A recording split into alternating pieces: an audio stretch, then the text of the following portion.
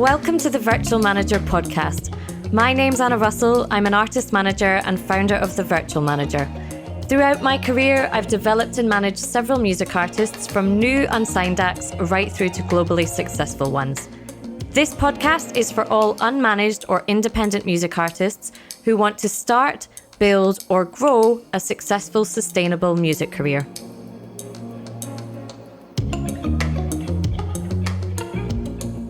Before we get started, I want to thank all the music artists who have joined the waiting list for the Virtual Manager membership since hearing about it in last week's podcast episode. At the time of this recording, we have over 300 independent music artists on the list, all of whom will be offered early bird access to the Virtual Manager as soon as the doors open in a few weeks, and I can't wait to show you it then. But now on with today's episode, in which I'm sharing 3 social media quick wins for music artists. These are 3 easy actions which you should be able to implement by the end of this episode. All of them are free to use, time efficient, and they don't require any more than your mobile phone as a tool.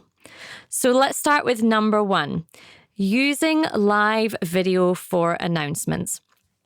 So whenever you have an important announcement that you may make as a music artist, such as a new single or EP being out on release day, or tickets going on sale for your forthcoming headline show or tour, announce it using the live stream function on one or all of your social media platforms, in particular Instagram and Facebook, which are both great for live streaming. Video is still an incredibly important trend in 2020.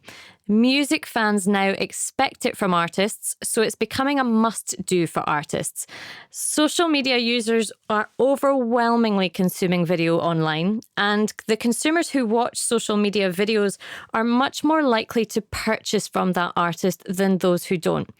And according to Social Media Examiner, video, and for that matter, audio, creates a stronger relationship than text or image ever could with your followers, which isn't really surprising. However, there are other reasons for live streaming important announcements. So it allows you to make an announcement in your own words, in an authentic way, and tell your fans yourself what this announcement or this activity means to you. This automatically provokes a more emotional response from fans and followers who wish to support you. It also trains your audience, it trains your social media following to learn that if they see that you've gone live, it's because you're announcing something important. You're saying something that is going to be something they really want to hear about, which means they're much more likely to tune in when they see future live streams happening. So I think that alone is a really great reason for making sure that you keep all of your important announcements, the stuff that you want fans to really know about and not to miss, as live streams on the days that they happen. Number 2 is sharing short video clips of your music or your musical talent. Now, in my opinion, music artists have the most incredible free content which they can share almost anytime, anywhere on social media, and that is your music or your musical ability. And I'm not talking about sharing whole songs here, but just 15 seconds here or 30 seconds there, maybe a minute at most. These don't even need to be songs or productions that you plan on completing or possibly even releasing. They could be a small video snippet of your latest production if you're a producer, an outtake from a recent recording session, clips from your latest band rehearsal, you singing something a cappella if you're an incredible vocalist, a jam on guitar if you're a guitarist, or a new beat you've been working on, or even a cover that you love performing. These are all just ideas, but you get the point. And I advise capturing these at a time when you were doing it anyway.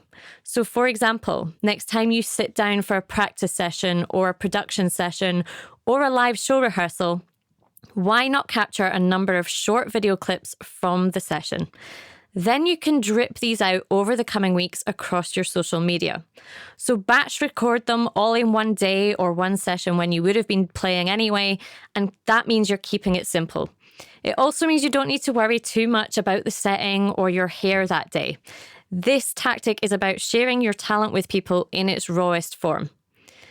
These short video clips serve to give your fans and followers valuable social media content, i.e. the stuff they want, which is music, while still being totally authentic to you as an artist. It's also easy to do because all you need for it is a phone and your voice or your instrument or your production setup. With this quick win, I never want to hear another music artist say that they've got nothing to post on social media.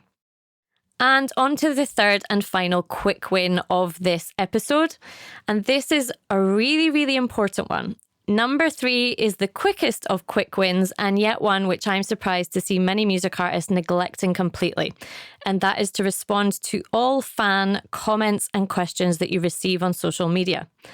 By replying to them, which doesn't take you very long, this is the best way to nurture your following and turn them into loyal fans, which we've talked a lot about in previous podcast episodes. You should be treating social media the way you would real-life interactions. Therefore, it's rude not to respond or at least acknowledge comments and questions that come in. And that's assuming that they are polite and reasonable, of course. We're not talking about trolls here. But by not acknowledging them or not responding to reasonable questions, it really is the exact same as ignoring a person who would walk up to you after a gig to say how much they enjoyed your set. You simply wouldn't do it. And I want you to get into the mindset of thinking of social media in the same way. As a music artist, you're trying to create connection and community around your music. And I think you would all agree with that. And just by acknowledging and commenting and engaging with the people that follow you on social media, that really is one of the best ways you can do it as an artist. That's what helps you create connection and community with your listeners. This is also one you can do even from the very earliest stages of your artist journey. In fact, at that point, it's much, much easier because, of course, the less followers and fans you have, the more ability you have to be able to get back to them all. So this particular quick win really applies to all of you aspiring artists as well. Take the time to respond to everybody that sends you a kind comment or has a specific question about your artist activity or wants to acknowledge some of your work.